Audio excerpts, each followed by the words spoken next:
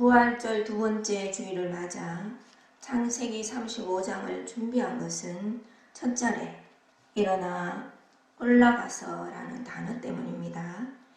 일어나라는 단어는 그리스도의 부활을 나타내는 단어이고요. 올라가서는 그리스도의 성천을 의미합니다. 일어나 올라가라. 거기에 거주하라. 믿음으로 취하십시다. 땅의 존재를 하늘의 존재로 올리시는 것입니다. 아무리 노력해도 실패할 수밖에 없는 우리를 그리스도로 옷 입혀주시는 것입니다. 창세기는 모든 것을 창조하는 이야기인데 특별히 35장은 새로움을 창조하는 이야기입니다. 우리 인생의 고난과 어려움과 큰 역경이 있을 때 반드시 기억해야 할 말씀이 창세기 35장입니다.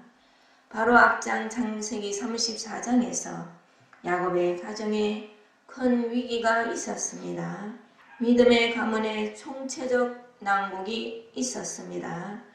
야곱의 딸 디나가 세겜 마을에 있는 추장 하몰의 아들 세겜으로부터 능욕을 당하게 됩니다. 하몰의 아들 세겜이 디나를 아내로 삼기 위해서 야곱과 아들들에게 너희가 무엇이라도 내게 말한 대로 주리라 하였습니다. 그러자 야곱의 아들들이 처음부터 속여서 모든 남자들이 할례 받기를 요구를 했고 그들이 아파할 때에 그 성읍을 기습하여 모든 남자를 죽이고 모든 재물은 노력합니다. 그러자 30절에 보시는 것처럼 가나안 족속과 그리스 족속에게 이 땅 주민들에게 큰 악취를 내게 하였도다. 나와 내 집이 멸망하리라. 야곱이 크게 질책하고 진노합니다. 악취를 내게 하였도다. 하나님의 사람들의 신망을 잃게 되었도다. 나와 내 집이 멸망하리라. 하나님의 사람들이지만 실패와 한계와 인간의 욕심과 탐욕이 창세기 34장에 있습니다. 우리 인간 자신으로 살 때의 모습입니다. 세겜이라는 단어는 단지 지역 이름을 나타내는 것이라기보다 하나님의 집 베델이 아닌 위치를 의미합니다. 세상을 의미하고 그리스도 안이 아닌 것을 나타내지요. 야곱의 아들들의 말이 정의로운 듯 하나 우리 인간의 정의는 잔인하고 탐욕스러운 것을 숨길 수가 없는 것입니다. 그런데 여러분 여기에서 끝나면 비극입니다. 예수를 믿었는데 하나님을 그렇게 신앙하였는데 실패하지 않습니까? 야곱의 말을 사람들이 믿어주지 않을 겁니다. 야곱이 가난한 사람들에게 보이고 싶었던 것, 믿음의 사람들은 이렇게 산다는 간증의 삶이 다 무너졌지 않습니까? 그러나 아들들 탓만 할 수 없는 것은 성경은 아들과 아버지를, 아버지와 아들을 하나로 봅니다. 부모와 자녀는 하나인 것입니다. 창세기 34장은 야곱의 실패뿐만 아니라 우리의 실패입니다. 재산은 있으나 도덕적인 실패, 사회로부터의 신망의 실패, 그리스도인들이 간증이 되지 못하는 일을 우리는 경험합니다. 그러나 창세기 35장에 있어 너무나 감사한 것입니다. 야곱이 뭐라고 했습니까? 나와 내 집은 멸망하리라. 그때에 창세기 35장 첫절에 보시면 하나님이 찾아오십니다. 하나님이 야곱을 찾아오신 것입니다. 우리가 연약하고 힘들 때, 도저히 일어날 수 없을 때 하나님은 반드시 찾아오십니다. 지금 저와 여러분에게 적용하면 우리가 절망일 때, 낙심될 수밖에 없는 상황일 때, 우리의 한계를 도저히 벗어날 수 없을 때 우리 안에 찾아오신 그리스도는 더 선명하게 그분의 은혜를 나타내 주십니다. 나를 쓸어내시고 너로서는 안 된다는 것입니다. 주님이 나를 살아주심을 더 선명하게 체험하는 것입니다. 나와 내 집이 멸망하리라. 야곱이 말한 것을 보듯이 야곱이 처한 상황도 상황이지만 여기서 건져주신다는 믿음도 야곱은 보이지를 못합니다. 그러나 하나님은 믿음 없는 우리를 책망하지 않으시고 하나님은 찾아오셔서 복을 선포하십니다. 상한 갈대를 꺾지 아니하십니다. 꺼져가는 등불을 훅 불지 아니하십니다. 주님은 자신을 태워 기름이 되어 주셨습니다. 창세기 35장은 위기에 처한 야곱의 집을 하나님이 회복시키신다는 것을 보여주십니다. 하나님은 야곱에게 일어나 올라가라 하십니다. 오늘날 우리가 이 말씀이 정리되는 것은 신약 성경에서 똑같이 나왔습니다. 누구한테 서여졌겠습니까? 그리스도께 서여진 것입니다. 그리스도가 일어나셨다 하고 서여지는데 부활을 의미합니다. 그리고 그리스도께서 올라가셨다로 서여졌는데 그리스도의 성천을 의미합니다. 우리는 매일 서려질 수밖에 없는 삶입니다. 나로 살면 그렇습니다, 여러분. 그러나 그리스도가 죽으신 것은 내 옛사람이 죽은 것이고 그리스도가 부활하신 것은 내가 그리스도와 함께 새 사람으로 살아난 것입니다. 그리고 주님은 언제나 오셔서 우리를 새 사람으로 살게 하시려고 새 사람으로 살게 되는 것은 우리의 노력과 의지로는 불가능합니다. 주님이 더 오셔야 되고 새 생명을 부으셔야 우리가 새 사람으로 살게 되는 것입니다. 새 사람으로 살게 하시려고 새 생명을 주고 계신다는 이 믿음을 창세기 35장을 통해 더욱더 아시고 믿으시기를 축복합니다. 그리고 적용을 하십시다, 여러분. 이것이 영적으로 그리스도인들이 일어나는 것입니다. 그리고 올라가는 것은 성천을 의미합니다. 허물과 죄로 죽었던 우리를 살리시고 함께 일으키사 예수 안에서 함께 하늘로 앉히시니. 에베소서 2장 6절 말씀이죠. 우리는 먼 훗날 성천하는 것이 아닙니다. 이미 새하늘 안에 있다는 사실을 여러분은 알아야 합니다. 우리 생명의 지체들은 매일매일 이 믿음을 적용해야 합니다. 자, 1절에 보면 하나님이 야곱에게 이르시되, 지금 여러분에게 하시는 말씀입니다.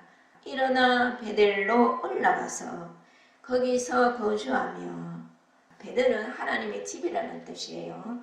하나님의 집으로 올라가라. 그래서 거기서 거주해라. 이 말은 세겜을 떠나라는 것입니다. 세상을 떠나고 너 자신을 떠나라는 것입니다. 베델은 하나님의 집인데 하나님의 집으로 가라는 것입니다. 성경은 우리에게 우리의 영적인 위치를 말씀해 주시는 것입니다. 여러분, 내 집이 아니라 하나님의 집입니다.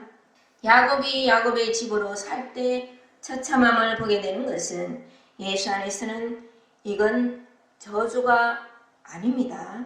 내가 나로 살면 나로 끝나지 않습니까? 물론 아픔이 있어요. 그리고 고통이 있는 듯 하나 비교되지 않는 생명의 풍성으로 바꾸십니다. 이 얼마나 복된 소식입니까, 여러분? 우리의 한계 때문에 우리는 실패하고 좌절했는데, 우리는 간절히 삶을 살 수 없었는데, 그런데 하나님은 예수 그리스도를 통해 하나님의 그 거룩하심으로 하나님이 끌어올리신다니 놀라운 위치가 창세기 35장인 것입니다. 얼마나 복된 소식입니까?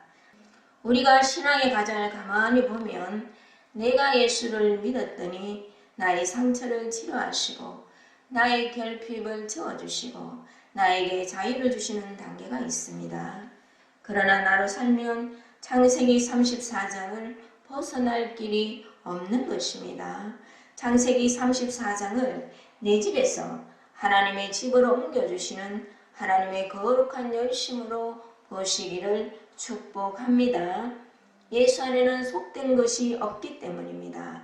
고린도후서 5장 1절로부터 4절입니다.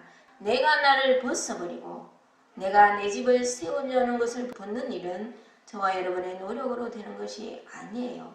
그분이 생명이 더 부어져야 하는 것입니다.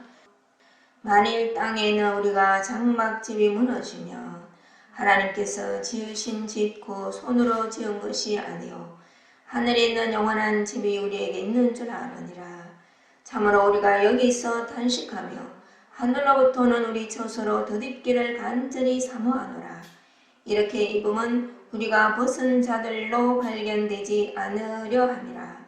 참으로 이 장막인 우리가 짐진 것 같이 단식하는 것은 벗고자 함이 아니요 오히려 덧입고자 함이니 죽을 것이 생명에 삼킨 바 되게 하려 함이라. 창세기 34장의 비극은 비극인 것 같으나 고통인 것 같으나 4절의 말미에 보는 것처럼 죽을 것이 생명에 삼킨 바 되게 하시기 위하여 하나님이 그 목적으로 끌어올리시는 거룩한 열심이더라는 겁니다. 성경에 하나님의 집은 5가지가 있습니다. 첫 번째로는 보이는 성전과 성막입니다.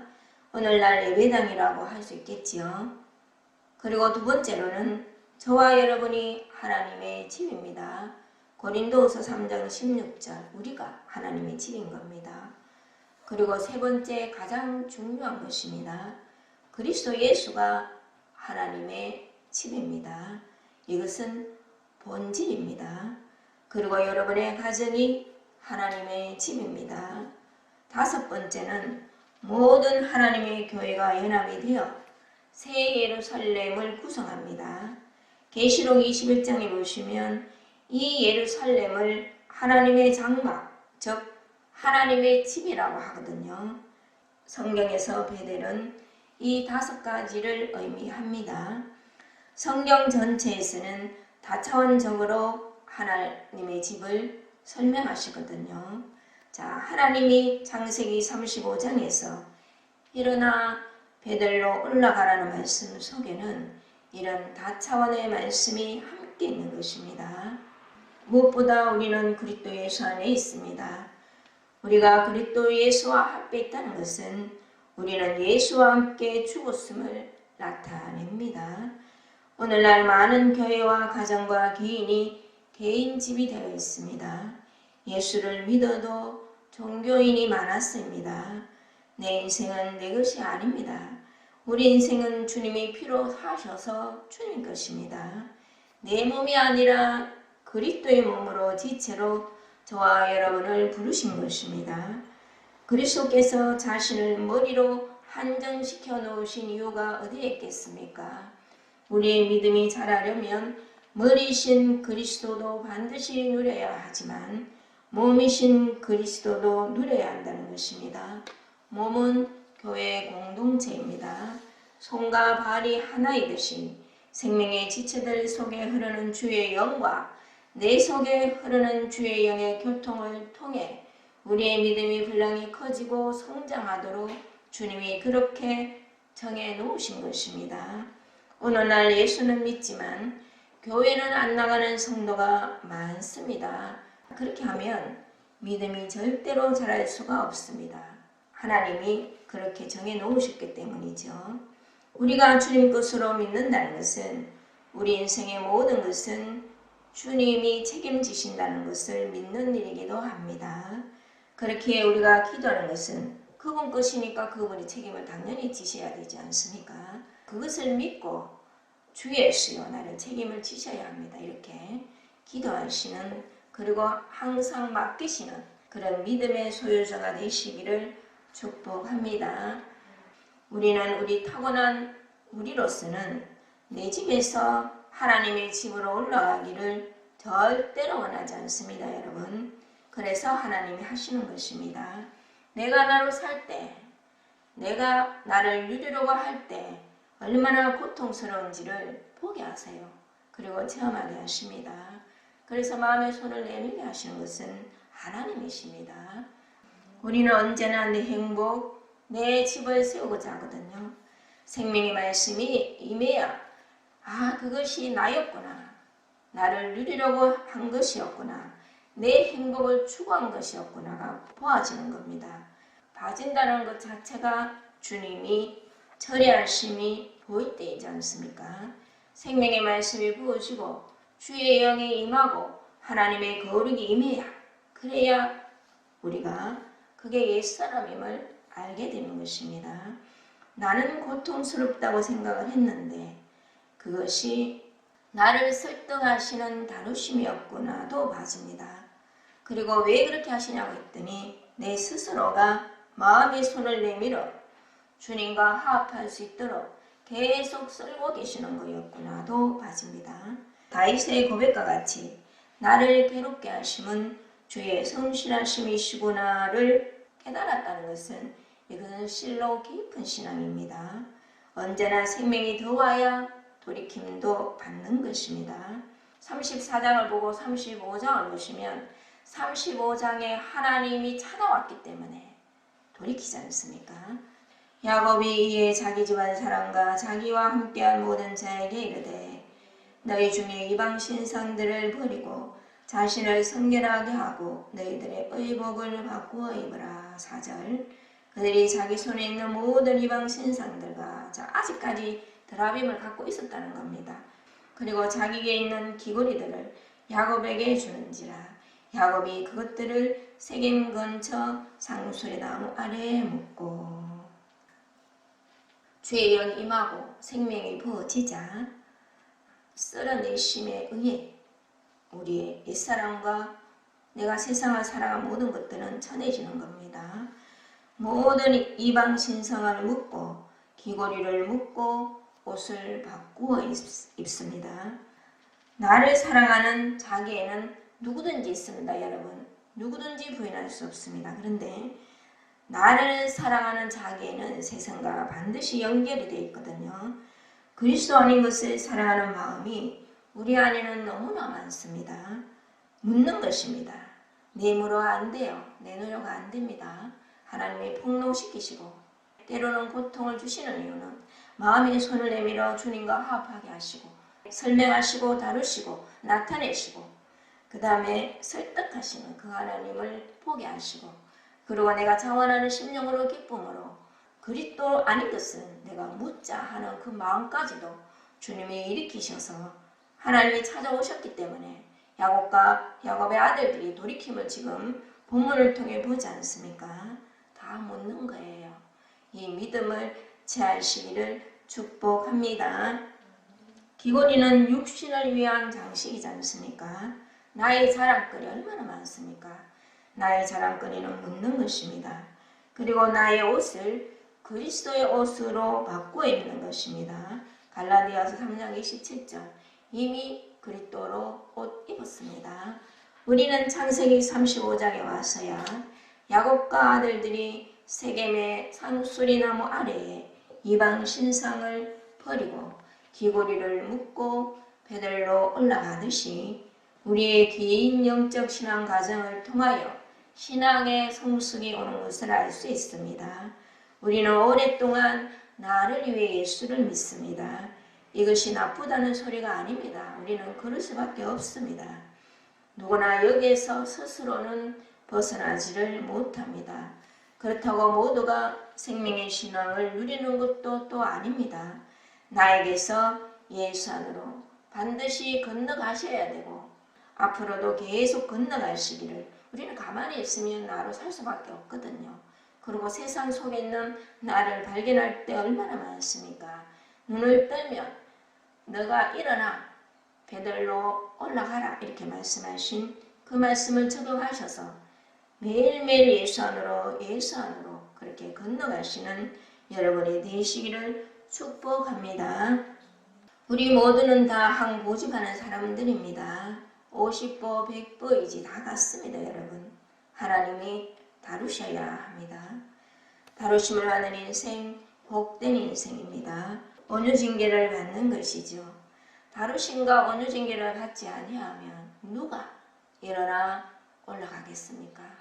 환난 있고 아픔이 있고 어려움은 있으나 땅의 존재를 하늘로 옮기시는 것입니다. 생명에 지친 저와 여러분은 환난과 공고를 겪을 때 잘은 모르겠지만 하나님은 반드시 나에게 생명의 풍성을 부으실 거야 믿고 신뢰하는 믿음을 더욱더 소유하시기를 축복합니다. 이 믿음의 소유자는 이미 다 이긴 싸움입니다. 하나님이 여러분을 얼마나 기뻐하시겠어요. 우리는 때때로 나를 폭로시키십니다. 부활 생명이시기 때문에 나를 죽이시는 거예요. 죽이실 때 폭로시키시지 않습니까? 설득하시기 위하여. 자, 그럴 때 우리는 죄가 있어 징벌을 받는 듯하고 사망의 저주가 있는 듯합니다. 우리는 그런 느낌을 받아요. 그러나 우리 안에 말씀이 있고 생명이 있고 과거의 체험이 있기 때문에 잘 알 수는 없지만 나에게 분명히 주님은 풍성을 주실 거야. 이렇게 믿고 기대한다는 사실이 놀라운 믿음인 것입니다. 여러분, 이미 저와 여러분은 그런 믿음을 소유하고 계신 것입니다. 부활이요 생명이신 그리스도는 우리 안에서 반드시 처리하시고 우리에게 더 큰 하늘의 소망이 있게 하십니다. 생명의 신앙인 여러분에게 율법으로 대하시지 않기 때문이지요. 풍성한 사랑으로 하나님의 집으로 인도하십니다. 집에 가셔서 시편 5편 7절 한번 보십시오. 오직 나는 주의 풍성한 사랑을 힘입어 주의 집에 들어가 주를 경외함으로 예배하리다. 이런 고백이 저와 여러분의 고백인 줄 믿습니다. 분명히 아픔이 있고 고통이 있는데 이것을 하나님의 거룩한 열심으로 보고 사랑으로 본다는 것 자체는 정말로 깊은 신앙인 거예요. 오늘날 세겜에 머물러 있는 교회 많습니다. 세겜의 교회는 누가 능력이 있느냐 자랑하는 것이고요. 이런 교회는 사람을 따라다니고 칭송하게 되어 있습니다. 그런데 베델의 교회는 그리스도로 옷 입었느냐를 보여주는 것입니다. 나를 자랑할 것이 아무것도 없어요. 은사가 있고 주님 앞에 받은 고유의 특질이 있겠지만 나는 죽고 예수로 사는 삶에 있어서 그리스도로 내가 옷 입어서 오직 그분의 은혜로 그분의 생명으로 내가 나아간다는 것은 오직 그리스도만 자랑하게끔 되어 있다는 사실입니다. 그리스도로 옷 입은 신앙이 아니면 교회 공동체는 하나가 절대로 될 수 없습니다. 허물과 연약함이 서로가 있지만요. 서로가 그리스도로 옷 입은 것을 보면 그리스도 때문에 그 생명 때문에 상대가 사랑스럽고 우리는 행복한 것입니다. 그런 누림이 세신교회에 있는 것입니다. 자, 1절에 보면 하나님이 야곱에게 뭐라고 하십니까? 내 형 에서의 낯을 피하여 도망하던 때에 내게 나타났던 하나님께 이렇게 말씀하고 계시죠. 수십 년 전에 야곱이 고향을 떠나 달랑 지팡이 하나 의지해서 하란을 갈 때에 하나님은 야곱에게 나타나셨습니다. 창세기 28장이죠. 1차 베델의 체험이 분명히 있었는데 야곱이 에서를 피해서 갈 때의 체험이었습니다.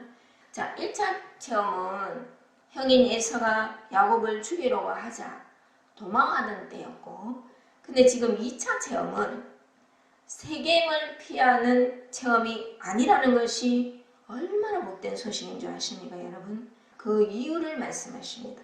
9절 보면 실패했고 좌절했고 내 집은 망하는구나. 믿는 사람으로서 덕도 세우지 못했어요. 그럼에도 불구하고 9절에 보면 하나님이 나타나셔서 그에게 복을 주시고 복을 선포하십니다. 믿음으로 취하시기를 축복합니다. 나는 실패한 듯 했어요. 망하였구나 이렇게 했는데 하나님은 도리어 하나님의 비전을 부으시는 겁니다. 내가 너에게 아브라함과 이삭에게 약속한 땅을 주리라. 내 후손에게도 주리라. 그리고 네 허리에서 왕들이 너에게서 나오리라. 그리고 이름을 야곱에게서 이스라엘로 바꾸십니다. 놀라운 새 비전을 주시고 계십니다. 이전의 베델은 형 에서를 피하여 도망한 베델입니다. 이 말은 우리가 왜 예수를 믿게 되었습니까? 세상의 환난을 피하고 나의 고난에서 벗어나기를 원해서 어려움에서 해방되기를 원해서 누구든지 여기에서 출발합니다. 그러나 수십 년 후 창세기 35장에서 하나님은 야곱에게 나타나셔서 하나님의 새 비전을 지금 부으십니다. 여러분의 비전으로 채하시기를 축복합니다. 야곱아, 이제는 비전을 가지고 베델로 가라. 이것이 창세기 35장의 베델, 하나님의 집 이야기입니다. 창세기 35장의 베델은 이전의 베델의 이야기가 아닙니다. 우리에게 하늘의 소망, 새 비전을 주셔서 그 비전을 안고 베델로 가게 하시는 하나님의 이야기입니다. 창세기 34장은 야곱의 가문에 큰 위기가 온 이야기인 듯 합니다. 야곱의 가문에 총체적인 죽음이 있지 않습니까? 옛사람의 눈으로 보면 총체적 난국이에요. 그런데 우리가 생명의 눈으로 보면 끝내시고 새 창조되는 이야기입니다. 생명의 말씀 속에 하나님의 거룩한 열심이 담겨 있는 것입니다. 13절에 보시면 하나님이 야곱을 찾아 내려오신 거예요. 더 구체적으로, 더 선명하게 우리 심령에 와 계시는 그리스도를 통해 새 비전을 말씀하시는 것이 바로 창세기 35장입니다. 우리는 누구든지 한 번의 인생을 삽니다. 평생을 살면서 에서의 낯을 피하여 도망하는 길에서의 그 베델이 아니라 하나님의 비전을 품고 나아가는 베델이 되시기를 축복합니다. 얼마나 영광스러운 인생입니까? 14절에 보면 돌기둥은 간증이 된 삶을 의미합니다. 돌기둥을 세우거든요.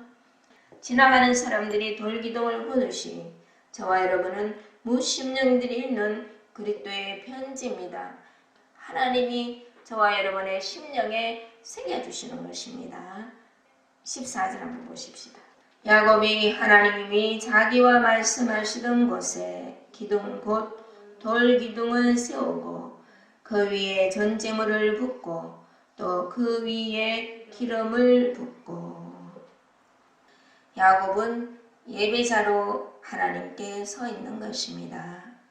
사랑하는 생명의 지체 여러분, 예배는 아무나 못 드립니다. 하나님께 특별한 은총과 선택을 받아야 가능한 것이 바로 예배입니다. 우리가 하나님께 예배를 드리는 특권을 누리는 것은 오직 우리 주 예수 그리스도 때문입니다.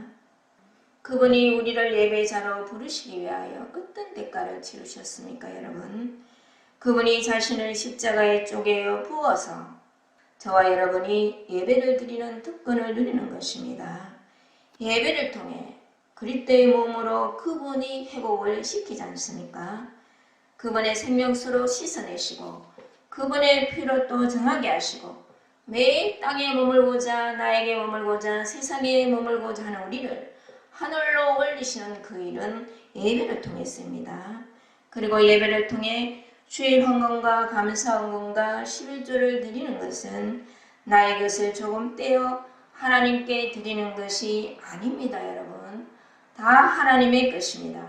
나도 하나님의 것이고 저와 여러분의 어떤 소유가 있든지 다 하나님의 것입니다. 부분을 드림으로 전체가 거룩해지는 하나님의 나라 그 원리에 나 역시 마음에 손을 내밀어 참여하는 일입니다. 주님이 우리의 11조로 드려졌지 않습니까? 11조는 10분의 1이라는 개념이 아니고요. 부분이라는 거예요. 대표고요. 예수 그리스도께서 저와 여러분의 대표로 대신해서 십자가에서 드려짐으로 그 공로 때문에 우리가 거룩함을 입은 것처럼 우리의 11조로 그분이 드려졌지 않습니까? 하나님 나라는 대표성의 원리가 작용이 됩니다. 그리스도 예수가 하나님께 드려짐으로 우리도 드려진 것처럼 우리 역시 부분을 드리지만 내가 10분의 1을 조금 떼어서 드린다는 그런 개념이 아니라는 것을 아셔야 됩니다. 전체에서 부분을 드리지만 사실 전체가 드려지는 거예요. 주님 때문에 우리가 거룩하여진 것처럼 우리 역시 우리의 소유를 가지고 드림으로 해서 내 나머지 모든 삶이 그분과 연합이 됐기 때문에 거룩으로 들어가는 겁니다. 자, 11조와 흥분 생활은 우리 자신도 환경도 소유도 하나님의 끝임을 인정하는 성도로서 마땅히 믿음의 바른 반응인 것입니다. 이 원리를 거스리는 것은 요한복음 15장에 보면 너희는 나에게 붙어 있어라. 붙어 있어라. 붙어 있기만 하면 된다 하시는데 우리 스스로가 떨어지겠다는 것이 됩니다. 여러분. 예배를, 찬양을 그리고 헌금 생활을, 11조 생활을 가볍게 생각하시면 안 됩니다. 여러분. 율법으로도 우리가 그렇게 적용하셨는데 복음 안에서 이 하나님의 은혜 앞에 바르게 반응을 하셔야 주님과 더욱더 연합이 늘 누려지는 겁니다. 10절에 보시면 가장 중요한 메시지입니다. 한 개인의 이름을 지금 나라의 이름으로 바꾸시지 않습니까? 자, 네 이름을 이제는 야곱에서 이스라엘이라 하라. 저와 여러분이 하시는 말씀으로 취하십시다. 네 이름을 이제는 이스라엘이라 하라. 이 개인의 이름을 나라의 이름으로 바꾸시고 놀라운 축복을 하십니다. 너에게서 왕들이 나오고 이미 저와 여러분은 예수 안에서 생명 안에서 왕노로 타시는 분들이시고요. 이 놀라운 축복이 그리스도 예수 안에 다 포함이 되어 있는 것입니다. 여러분의 행위가 아니라 믿음을 적용하시기를 축복합니다. 이미 예수 그리스도를 통해 다 이루어 놓으셨습니다. 하나님의 집으로 일어나 올라가라. 이미 저와 여러분은 예수 안에 계세요. 그리스도 안으로 자꾸만 들어가시는 여러분이 되시기를 축복합니다. 나머지는 주님이 다 알아서 하십니다.